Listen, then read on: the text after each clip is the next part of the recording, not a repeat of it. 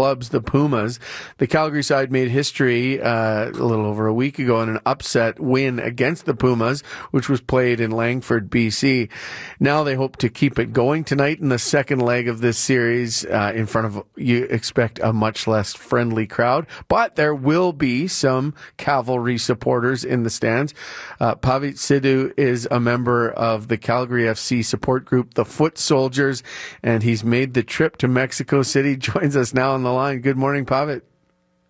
Good morning. How are you? I'm doing great. How are you? This is for a radio audience, but I see that you're dressed in Cavalry red and you've got a flag hanging behind you. We came prepared. Yeah, very good. Well, how does it feel to be in Mexico City to support the club and get in on this game?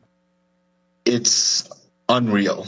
I think this is, a huge moment, a defining moment, and to be able to witness what could be a major upset against one of the biggest teams, the Big Four, in Mexico would be huge. And of course, as we know, the Mexicans have an incredible atmosphere at these games, so it'd be also, just wonderful to witness that as well. Right. I looked up the stadium, and if you believe what Wikipedia says, 72,000 fans can fit in there on a good day. My goodness. How many foot soldiers made the trip with you?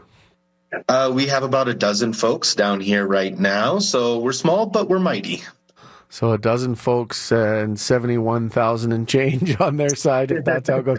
So, I mean, what do you expect it to be like at the stadium?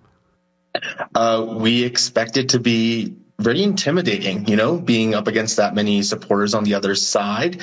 But it's also just going to be just an unreal experience. Totally. Breathtaking being in a venue that historic, that large, I think means a lot, like as a fan of the sport as a whole. Yeah. So, I mean, already, tonight's game will be great, and we believe, and we're rooting for Cavalry FC, but they already beat Pumas 2-1 in the first of this 2-game series, this Champions League series. What was, describe that moment when, we scored to go ahead 2-1 and then they closed it out. I think when I was out with my fellow supporters watching that game, we just couldn't believe it. I think there were a couple of days later, we were still watching the highlights, watching that last goal by Toby. It was just unreal. And I think it's hard to describe just such a huge upset. We were going into the game thinking, if we come out 1-1 or 0-0, like that's the biggest thing you can hope for. But this just exceeded our expectations. Yeah. That's the sign of a seasoned soccer fan who's, supporting an underdog team, rooting for a tie. So, what happened in that game that the Cavs need to employ tonight to get a win in Mexico?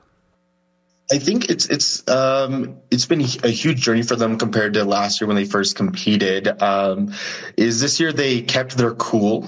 So even though they went down a goal just before the first half, they went in with an incredibly strong mentality. They kept their shape. They kept doing what they were doing in the first half, which they played incredibly well. And I think that's really what it's going to come down to, is just that mentality piece, believing that they can win and that they are winners, and just trying to keep their cool, because it can be, incredibly intimidating coming up against such a big team. Yeah.